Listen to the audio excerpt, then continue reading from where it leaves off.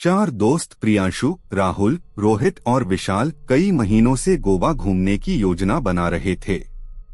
College की छुट्टियां शुरू होते ही उन्होंने बिना देर किए टिकट बुक कर लिए। समुद्र, पार्टी, मस्ती और आजादी, इन सब का ख्याल आते ही उनके चेहरे पर अलग ही चमक आ जाती थी। गोवा पहुंचते ही सुबह की ठंडी हवा और समुद्र की खुशबू ने उनका स्वागत किया। होटल में सामान रखकर वे पूरा दिन गोवा की गलियों, चर्चों और समुद्र तटों पर घूमते रहे। कभी समंदर की लहरों से खेलते, कभी नारियल पानी पीते, तो कभी तस्वीरें खींचते हुए हंसी मजाक करते रहे। दिन कब ढल गया उन्हें पता ही नहीं चला। शाम को वे एक छोटे से कैफे में बैठे थे। वहीं पास की मेज पर कुछ लोग धीमी आवाज में किसी समुद्र तट की बात कर रहे थे। प्रियांशु के कानों में एक नाम पड़ा, डूमस बीच। उसने उत्सुकता से पूछा, भाई ये डूमस बीच कौन सा है? एक आदमी ने इधर उधर देखा और फिर धीमी आवाज में बोला, वहां रात को मत जाना, वो जगह ठीक नहीं है। यह सुनते ही राहुल और रोहित हंस पड़े। विशाल ने मजाक उड़ाते हुए कहा, अरे यार, हर जगह कोई न कोई भूत की कहानी होती है, हमें डराने के लिए बनाते हैं ये सब। उन चारों को पता चला कि डूमस बीच को लोग भूतिया मानते हैं। कहते हैं कि रात में वहां अजीब परछाइयां दिखती हैं, किसी के कदमों की आवाज आती है और कई लोग वहां से डर के मारे वापस लौटे हैं। लेकिन दोस्तों ने इन बातों को गंभीरता से नहीं लिया। उनके लिए यह सब सिर्फ एक रोमांचक कहानी थी। रात का खाना खाते समय ही उन्होंने फैसला कर लिया, आज रात डूमस बीच चलेंगे। प्रियांशु ने कहा, अगर सच में कुछ हुआ तो वीडियो बनाकर वायरल कर देंगे। रोहित हंसते हुए बोला। रात करीब 11 बजे वे अपनी गाड़ी लेकर निकले। रास्ता सुनसान होता जा रहा था। चारों तरफ अंधेरा और पेड़ों की लंबी परछाइयां सड़क पर फैल रही थीं।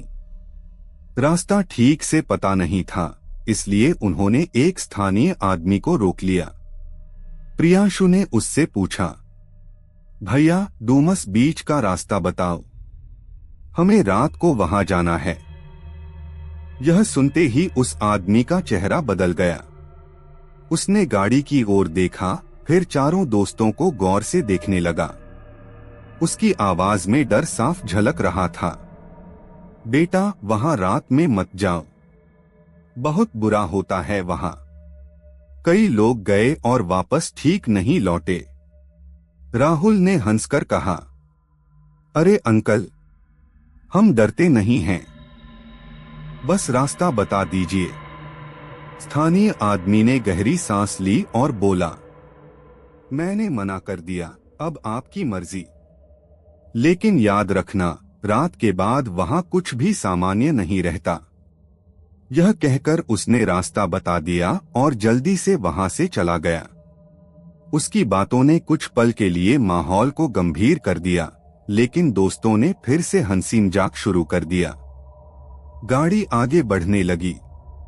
अंधेरा और घना होता जा रहा था। मोबाइल नेटवर्क कमजोर हो चुका था और सड़क अब कच्ची लगने लगी थी।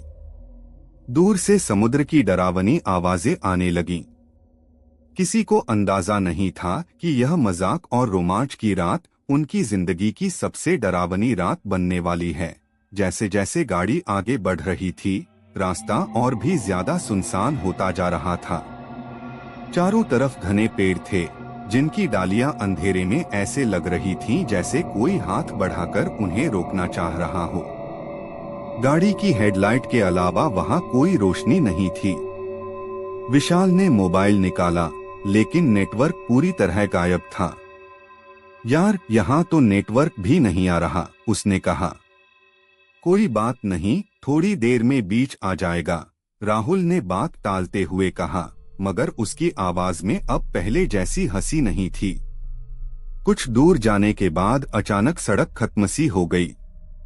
सामने एक टूटा हुआ सा बोर्ड दिखा, जिस पर धुंधले अक्षरों में लिखा था, डूमस बीच। रोहित ने मजाक में कहा, लो भाई, भूतों का इलाका आ गया। जैसे ही वे गाड़ी से उतरे, समुद्र की तेज और भारी आवाज उनके कानों से टकराई। हवा ठंडी और अजीब सी लग रही थी, मानो उसमें नमी के साथ कोई अनजाना डर भी घुला हो। चारों तरफ सन्नाटा था, सिर्फ लहरों की गूंज और दूर कहीं कुत्तों के रोने जैसी आवाज। अचानक प्रियांशु को ऐसा लगा जैसे रेत पर किसी के कदमों के निशान हो। तुम लोगों को यहाँ किसी के चलने की आवाज आ रही है क्या? उसने पूछा। तीनों ने ध्यान लगाया। कुछ सेकंड के लिए सब शांत रहा।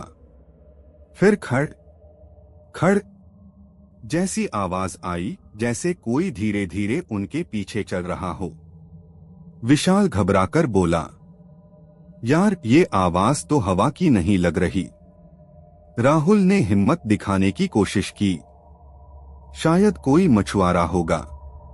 लेकिन तभी अचानक ठंडी हवा का एक तेज झोंका आया और चारों की पीठ में सिहरन दौड़ गई। रोहित ने कैमरा ऑन कर लिया, पर स्क्रीन पर अजीब सी धुंध दिखने लगी। तभी समुद्र की ओर से किसी औरत के हंसने जैसी आवाज आई, धीमी, भारी और बेहद डरावनी। ये आवाज किसकी थी? विशाल की आवाज कांप रही थी। कोई जवाब नहीं था। अचानक रेत पर पड़े कदमों के निशान अपने आप बनने लगे, जैसे कोई दिखाई न देने वाला उनके सामने से गुजर रहा हो। प्रियांशु की सांसें तेज हो गईं। चलो यार, वापस चलते हैं, उसने कहा। लेकिन जैसे ही वे मुड़े, उन्हें अपनी गाड़ी दूर खड़ी दिखाई दी, जहां उन्होंने उसे छोड़ा ही नहीं था। रास्ता भी बदल चुका था। जिस रास्ते से वे आए थे, वहां अब सिर्फ घना अंधेरा था। राहुल ने घबराकर कहा, ये कैसे हो सकता है? गाड़ी तो यहीं थी। तभी अचानक उनके कानों में एक फुसफुसाती हुई आवाज गूंजी, वापस जाना आसान नहीं होता। चारों दोस्त डर से जड़ हो गए। उन्हें समझ आ चुका था कि यह कोई मजाक नहीं था। डूमस बीच ने उन्हें अपनी गिरफ्त में ले लिया था। और तभी अंधेरे में एक परछाई धीरे धीरे उनकी ओर बढ़ने लगी। अंधेरे में बढ़ती हुई वह परछाई अब साफ दिखाई देने लगी थी। उसका कोई निश्चित आकार नहीं था। कभी वह किसी औरत जैसी लगती, तो कभी बस धुएं की एक काली लकीर। चारों दोस्त डर के मारे एक दूसरे का हाथ पकड़े खड़े थे। किसी के मुंह से आवाज तक नहीं निकल रही थी। अचानक उस परछाई से एक भारी और टूटी हुई आवाज निकली, जो रात में यहाँ आते हैं, वो हमेशा कुछ छोड़कर जाते हैं। विशाल घबराकर रोने लगा। प्रियांशु, हमें यहाँ से निकलना होगा, प्लीज।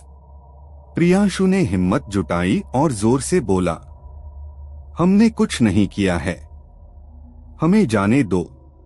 उस पल हवा और तेज हो गई। रेत का बवंडर सा उठने लगा। रोहित के हाथ से कैमरा गिर गया और जमीन पर गिरते ही बंद हो गया। तभी राहुल ने देखा, समुद्र के पास एक जली हुई सी आकृति खड़ी थी, जिसके पैर जमीन को छू ही नहीं रहे थे।